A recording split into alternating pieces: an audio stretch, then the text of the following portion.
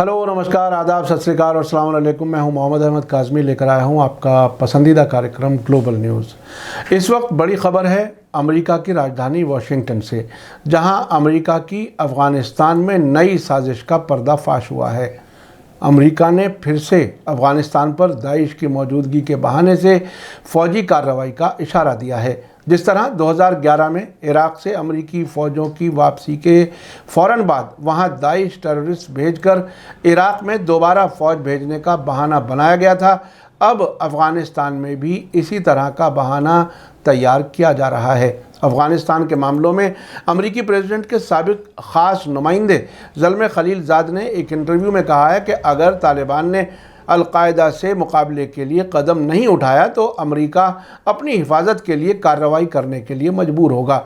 हमने आपको कई बार बताया है कि अमेरिका अफ़गानिस्तान में किसी भी बहाने रहना चाहेगा, क्योंकि वहाँ नेचुरल रिसोर्सेज बहुत ज़्यादा हैं और ये मुल्क अमेरिका के दुश्मन मुल्कों ईरान, चीन और रूस से घिरा हुआ है, इसलिए वो वहाँ ज़रूर रहना चाहेगा। अब से पहले तालिबान कह चुके हैं कि दाइश में गैर मुल्की टेररिस्ट नहीं है और उनसे हम खुद निपट सकते हैं, लेकिन अमेरिका अब इसी बहाने से अफ़गानिस्तान में वापसी के लिए ज़मीन हमवार कर रहा है। साथ ही ज़ल्मे खलीलज़ाद ने कहा है कि अमेरिका इसके लिए फ़ौजी कार्रवाई करेगा। उन्होंने अफ़गानिस्तान में दाइश की सरगर्मियों के बारे में कहा कि तालिबान दाइश का कट्टर दुश्मन है और अब देखना है कि तालिबान दाइश से कैसे मुकाबला करता है। साथ ही खलीलज़ाद ने कहा कि अफ़गानिस्तान की सरकार ख़त्म होने और इस मुल्क की मौजूदा हालत के लिए तालिबान जिम्मेदार हैं। उन्होंने कहा कि अफ़गानिस्तान की सिक्योरिटी फोर्सेस ने तालिबान के मुकाबले में रेजिस्टेंस नहीं किया, जो अफ़गान सरकार के जल्दी गिरने की वजह बना। ज़ल्मे खलीलज़ाद ने कहा कि अफ़गान सिक्योरिटी फोर्सेस ने तालिबान के मुकाबले में जो रेजिस्टेंस नहीं किया, उसकी एक वजह ये थी कि अफ़गान सिक्योरिटी फोर्सेस को अशरफ गनी की सरकार पर भरोसा नहीं था। खलीलज़ाद ने कहा कि अशरफ गनी सरकार ने न सिर्फ सही वक्त पर तालिबान से बातचीत नहीं की, बल्कि वो अपनी हुकूमत बचाने के लिए बातचीत में रुकावट भी पैदा करते थे। आपको याद दिला दूं कि 26 अक्टूबर को अमेरिका की डिफेंस मिनिस्ट्री यानी पेंटागन में अंडर सेक्रेटरी कॉलिन काहल ने कांग्रेस को बताया था कि अमेरिकी खुफिया एजेंसियों का मानना है कि तालिबान हुकूमत 6 महीने के अंदर अमेरिका पर हमला करने की सलाहियत पैदा कर लेगी और वो ऐसा करने का इरादा भी रखती है। कॉलिन काहल ने कहा था कि अफ़गानिस्तान अब भी अमेरिका के लिए सीरियस नेशनल सिक्योरिटी प्रॉब्लम की वजह बन सकता है।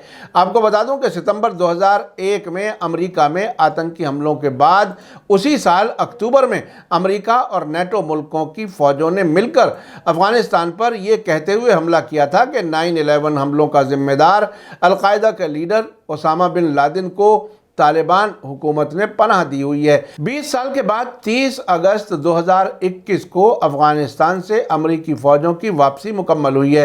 अब अफ़गानिस्तान में दाइश आतंकियों की मौजूदगी के बहाने से फिर से अमेरिका ने वहां हमले करने का इशारा दिया है। हालांकि अब से पहले रूस और ईरान ने अमेरिका पर इल्ज़ाम लगाया है कि उसने इराक़ और सीरिया से दाइश के टेररिस्ट को अफ़गानिस्तान पहुँचाया है।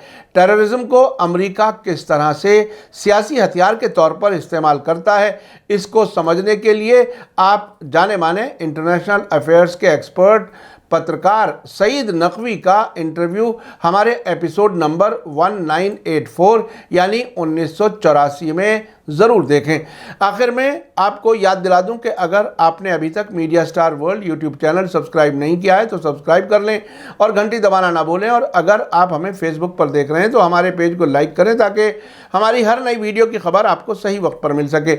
इसी के साथ मुझे दीजिए इजाज़त। ग्लोबल न्यूज़ का ये एपिसोड आपको कैसा लगा कमेंट्स में ज़रूर लिखें। थैंक यू, धन्यवाद, शुक्रिया। जय भारत, जय हिंद। मीडिया स्टार वर्ल्ड के और वीडियो देखने के लिए हमारे चैनल को सब्सक्राइब करें और सीधे नोटिफिकेशन पाने के लिए बेल आइकन दबाएं। और अगर हमारी खबर सच्ची और अच्छी लगे तो अपने व्हाट्सएप, इंस्टाग्राम, फेसबुक और ट्विटर अकाउंट पर ज़रूर शेयर करें।